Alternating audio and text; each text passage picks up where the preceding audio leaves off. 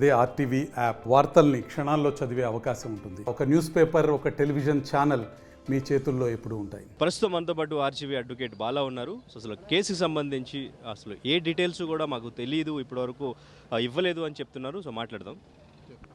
Sir, ఇప్పుడు చెప్పారు మీరు, అంటే ఈ కేసుకి సంబంధించి మాకు అంటే ఎటువంటి కేసు ఫైల్ చేశారు ఏంటి అనేది మేము ప్రొసీడ్ అవ్వడానికి కూడా మాకు ఎటువంటి డీటెయిల్స్ అనేవి క్లియర్గా లేవు అని చెప్తున్నారు. ఒకటండి, మాకు నోటీస్ వచ్చాయి. నోటీస్కి మేము ఆన్సర్ చేసాము. వచ్చి అపీర్ అవ్వడానికి టైం కావాలని చెప్పేసి ఫస్ట్ నోటీస్కి ఆన్సర్ చేసాము. తర్వాత 25th సెకండ్ నోటీస్ కూడా పంపించారు. సెకండ్ నోటీస్ ఈరోజు అపీర్ అవ్వమని చెప్పారు. దానికి కూడా మేము ఆన్సర్ చేసాము.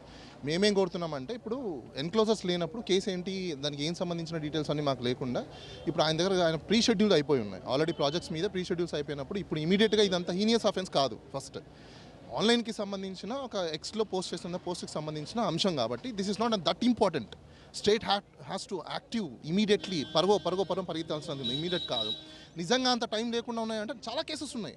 ఈ కేసు ఓన్లీ సోషల్ మీడియాకి సంబంధించిన పోస్ట్ది కాబట్టి మాకు టైం కావాలి. దాంతోపాటు సుప్రీంకోర్టు కొన్ని గైడ్లైన్స్ ప్రకారము, అలానే బిఎన్ఎస్ఎస్ ప్రకారము డిజిటల్ పోలీసింగ్ అనేది కూడా ఇంట్రడ్యూస్ చేసింది కాబట్టి సెంట్రల్ గవర్నమెంట్ దాన్ని యూటిలైజ్ చేసుకోండి. వర్చువల్ అపీరెన్సెస్ని తీసుకోండి, వర్చువల్ ఇన్వెస్టిగేషన్స్ని కూడా ప్రొసీడ్ చేయండి, ఎంకరేజ్ చేయండి అని చెప్పేసి మేము కోరడం జరిగింది. ఇప్పుడు ఇచ్చిన నోటీస్లో, వాళ్ళు ఇచ్చిన నోటీస్కి రిప్లైలో వాళ్ళు ఏం ఆన్సర్ చెప్తారు ఏంటనేది మేము ఒకసారి చూడాలి.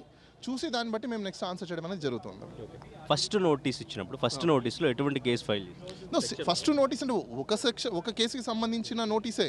సోషల్ మీడియాలో పోస్ట్ పెట్టున్నారని చెప్పేసి అని వేశారు. వాళ్ళ కంప్లైంట్లో ఏం కంటెంట్ రాశారు, ఏం మనోభావాలు దెబ్బతిన్నాయి, అసలు ఆ పోస్ట్ రిలేటెడా కాదా, సెక్షన్స్ అనేది ఇప్పుడు కామన్గా పెడతారండి. ఇప్పుడు ఏ సెక్షన్స్ అట్రాక్ట్ అవుతాయా అవ్వవా లేదా, అసలు క్రైమ్ ఏంటి, ఇన్వెస్టిగేషన్ చేసేటప్పుడు కంపల్సరీగా లీగల్ వాళ్ళు ఉండొచ్చు. మేము కూడా అడిగే క్వశ్చన్స్ మాకు ఉంటాయి, మా లీగల్ డౌట్స్ మాకు ఉంటాయి. సో అవి కూడా మేము అసలు చూసుకోవాలి. ఇన్వెస్టిగేషన్స్కి కోఆపరేట్ చేస్తామని మేము చెప్తున్నాము. ఇన్వెస్టిగేషన్స్కి కోఆపరేట్ చేయమని మేము అనట్లేదు. బట్ ఇండియాలో అందరూ తెలుసుకోవాల్సిందంటే డిజిటల్ పోలీసింగ్ అనేది వచ్చింది. ఇన్వెస్టిగేషన్స్కి త్వరగా మీరు కంప్లీట్ చేసుకోవాలనుకున్నప్పుడు అవుట్ ఆఫ్ స్టేషన్స్ ఉన్న వ్యక్తులకి డిజిటల్ అపీరెన్స్, డిజిటల్ ఇన్వెస్టిగేషన్స్ని ఎంకరేజ్ చేయండి. దాంట్లో మీకు ఇంకా ఫిజికల్ అపీరెన్స్ కంటే మీకు ఎవిడెన్స్ ఎక్కువ దొరుకుతుంది. ఎందుకంటే వీడియో రికార్డ్ అవుతుంది. ప్రతి ఒక్కటి కూడా వీడియో మీరు ఆ రికార్డింగ్ని సేవ్ చేసుకోవచ్చు, దానికి సంబంధించిన స్టేట్మెంట్స్ రాసుకోవచ్చు.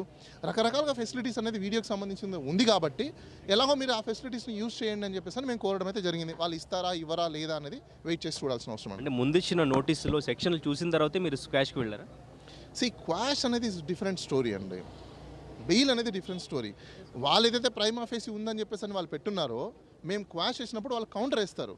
ఆ కౌంటర్లో అసలు ఏం కేసు ఏంటి ఆ డీటెయిల్స్ అని వచ్చినప్పుడు ఫైనల్ ఆర్గ్యుమెంట్ అనేది జరుగుతుంది. అప్పుడు ఆ కేసు ఉంచాలనా లేదా తీసేయాలనేది కోర్టు డిసిషన్ తీసుకొని చెప్తుంది. అయితే ముందు 1 వీక్ టైం అడిగారు, మళ్ళీ ఇప్పుడు 2 వీక్స్ టైం అడుగుతున్నారు. ఏంటి, ఎందుకు?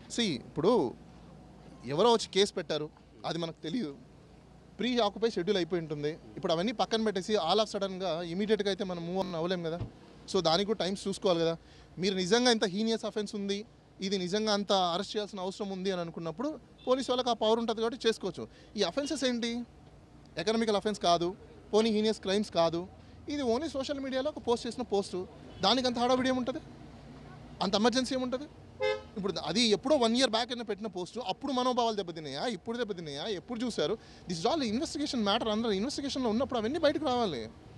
ఆల్ ఆఫ్ సడన్గా కేసు వచ్చేసింది, కేసు కట్టేశారు, మీరు వచ్చేసేయండి అంటే ఇండివిజువల్కి ఉన్న ఆర్టికల్ 21 రైట్స్ని కట్టెలు చేయమని కాదు కదా.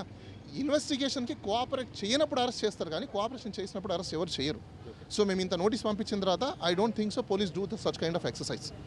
అయితే ఆర్జీవీ కోయంబత్తూరులో ఉన్నట్టుగా తను సోషల్ మీడియాలో పోస్ట్ చేశారు. అసలు ఎక్కడ ఉన్నారు, ఏం చెప్పారు? వన్ థింగ్, ఇప్పుడు ఆయన ప్రీ ఆక్యుపై ఉన్న షెడ్యూల్స్లో ఆయన ఎక్కడ ఉంటారో ఏంటనేది నాకు తెలియదు. ఫస్ట్ ఆఫ్ ఆల్ నేను అవన్నీ అడిగేది. నాకు డిజిటల్గా ఆయన మేము కనెక్ట్లో ఉన్నప్పుడు నిన్న నైటే మేము ఆల్రెడీ మేము కంప్లీట్ చేసాం వర్క్ అంతా, ఫోన్ చేసి చెప్పున్నారు ఇది ఉన్నాం, దానికి సంబంధించి మాట్లాడి చేస్తాం. కానీ ఫిజికల్గా కలవాలి చేయాల్సినంత నెసెసిటీ నాకు లేదు, ప్లస్ ఇప్పుడు అంత ఇంపార్టెన్స్ కూడా లేదు కాబట్టి. యాక్చువల్గా ఈరోజు విచారణకు హాజరవ్వాలని మీకు నిన్నే తెలుసు, నిన్న మాట్లాడాను అంటున్నారు. నిన్న ఎటువంటి డెసిషన్ తీసుకున్నారు, మీతో ఏం చెప్పాలి, ఎలా ప్రొసీడ్? నోటీస్ వచ్చింది, సో ఆయన నేను ఆక్యుపై అయిపోయినాను, నాకు టైమ్స్ కావాలండి అని చెప్పారు. దానికి సంబంధించి మేము నోటీస్ ప్రిపేర్ చేసి పంపించాం అంతే. సో అంటే విచారణకి ఫిజికల్గా హాజరయ్యే ఛాన్స్ లేదు సార్. ఒకటి నేను అదే చెప్తున్నాను మీకు, ఇవి సోషల్ మీడియాకి సంబంధించింది. ప్రతి మనిషికి వాళ్ళ యొక్క నిత్య జీవిత అవసరాలు చేసుకునే పనులు చాలా ఉంటాయి.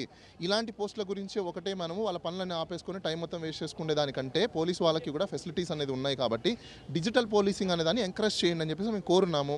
వాళ్ళు ఇస్తారా లేదా ఇంకోటి అనేది, ఒకవేళ ఇవ్వరు అని అనుకోండి కోర్టును ఆశ్రయిస్తాం. కోర్టు ఖచ్చితంగా డైరెక్ట్ చేస్తుంది. నీడ్ ఏముందని చెప్పాలి కంపల్సరీగా. ఇప్పుడు వాళ్ళకి ఎంత ప్రొసీజర్ తెలిసి ఉంటుందో డెఫినెట్గా మాకు కూడా అంత ప్రొసీజర్ తెలిసి ఉంటుంది కాబట్టి మేము కూడా నెక్స్ట్ ఏ రిసార్ట్ తీసుకోవాలి, కోర్టుని ఎలా అప్రోచ్ చేయాలి అంటే అది కూడా నెక్స్ట్ కోర్స్లో చూస్తామండి. ఓకే, అంటే ఇలా డిజిటల్గా అయినా కానీ అసలు విచారణకు హాజరయ్యే ఛాన్స్ ఉందా? ఇలానే తప్పించుకు తిరుగుతుంటే అరెస్ట్ చేసే ఛాన్స్ ఉందా? మీరు ఒకటి గమనించాలి, తప్పించుకొని తిరగడం అనేది ఏమి ఉండదు. నోటీస్లో మేము డిజిటల్ అపీరెన్స్ అంటే ఏంటి, ఫిజికల్గా మీరు ఉన్నారు, ఇప్పుడు ఇదేంటి, దీన్ని ఏమంటారు, ఇట్స్ కాల్డ్ డిజిటల్. మీరు నాతో మాట్లాడుతున్నారు కదా, అలానే డిజిటల్ అటువైపు ఒక వ్యక్తి ఉంటారు, ఇటువైపు ఒక వ్యక్తి ఉంటారు, వాళ్ళిద్దరు మాట్లాడుకుంటారు, ఆ సంభాషణ రికార్డ్ అవుతుంది. దట్స్ అండ్ ఇక్కడ తెలియని విషయాలని కూడా స్టేట్ ఏదైతే స్టేట్ చెప్పాలి ఇలాంటివి ఉన్నాయని ప్రజల్ని ఎడ్యుకేట్ చేయాలి.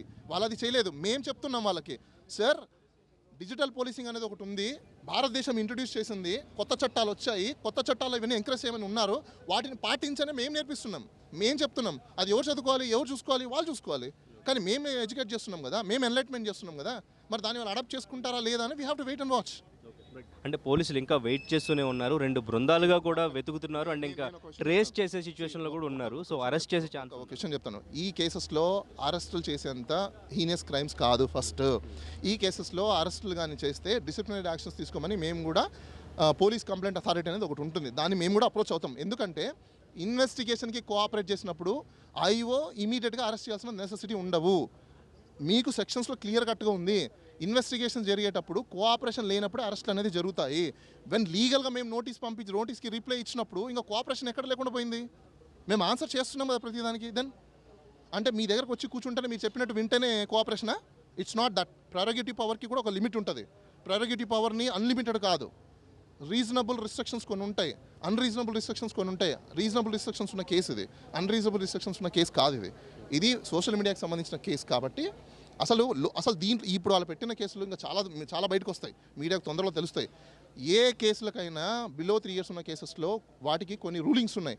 6 months, 1 year, 3 years లిమిటేషన్స్ ఉంటాయి, జ్యూరిస్ట్రిక్షన్స్ ఉంటాయి. ఆ లిమిటేషన్స్, జ్యూరిస్ట్రిక్షన్స్ అన్నీ మేము చూసుకుంటాం. అంత ఈజీగా మేము కూడా వదిలేం కదా. ఎవరో ఎప్పుడో జరిగిన స్టోరీస్ అన్నింటి ఈరోజు మేము తీసుకొచ్చేసి మనోభావాలు దెబ్బతిన ఆయన కేసులు పెడుతున్నారంటే అసలు లింక్ ఏంటి, వాట్ ఈస్ రిలేషన్స్ బిట్వీన్, ఇవన్నీ చాలా కోర్టులో మాట్లాడే అవసరాలు ఉన్నాయి. కాబట్టి ఇప్పుడు ప్రస్తుతం మేము ఓన్లీ టైం అడిగాము, ఆ టైంని చూసుకున్న తర్వాత లీగల్గా మేము ఎలా ప్రొసీడ్ అవ్వాలి ఏంటనేది కూడా నెక్స్ట్ కోర్టులో చూస్తాం. అంటే ప్రస్తుతానికి 2 weeks టైం అడిగారు. ప్రస్తుతం 2 weeks టైం అడిగాము. 2 weeks తర్వాత డెఫినెట్గా విచారణకు హాజరు. నేను ఇప్పుడే చెప్పాను మీకు, 2 weeks తర్వాత విచారణ అనేది డిజిటల్గా మేము అడుగున్నాము. యాక్సెప్ట్ చేస్తే ఎలా చేస్తారు? That's we have to see. వాళ్ళు యాక్సెప్ట్ చేయలేదన్నప్పుడు మేము ఏం చేయాలని నెక్స్ట్ కోర్టుని ఆశ్రయించాలా, లేకపోతే ఏంటి, అసలు ఎందుకు యాక్సెప్ట్ చేయట్లేదు, రీజన్స్ చెప్పాలి కదా. మేము పలానా రీజన్ వాళ్ళు యాక్సెప్ట్ చేయట్లేదనో లేకపోతే ఇంకోటో వాళ్ళు కూడా ఆన్సర్ ఇప్పుడు వాళ్ళకు టైం కావాలి కదా. ఇప్పుడు పోలీసు వాళ్ళ డ్యూటీ వాళ్ళు చేస్తున్నారు, మేము డెఫినెట్గా వాళ్ళ హానర్ చేస్తున్నాము, ఎందుకంటే అది వాళ్ళ డ్యూటీ కాబట్టి. వాళ్ళకు కంప్లైంట్ వచ్చిన తర్వాత ఎఫ్ఐఆర్ కట్టే డ్యూటీ వాళ్ళది, కంపల్సరీ ఎఫ్ఐఆర్ కట్టారు, మాకు నోటీస్ ఇచ్చారు, ఆ నోటీస్కి తగ్గట్టుగా మేము కూడా రిప్లై ఇస్తున్నాము. నెక్స్ట్ చూడాలి వాళ్ళు ఏం ఆన్సర్ ఇస్తారు ఏంటని, దెన్ అప్పుడు తర్వాత మేము డిసిషన్ తీసుకుంటాం. రైట్ అండి, థ్యాంక్ యూ. మరిన్ని వీడియోస్ కోసం ఛానల్ సబ్స్క్రైబ్ చేయండి, లేటెస్ట్ అప్డేట్స్ కోసం వాట్సాప్ ఛానల్ ఫాలో అవ్వండి, అండ్ లింక్ డిస్క్రిప్షన్ లో ఉంది.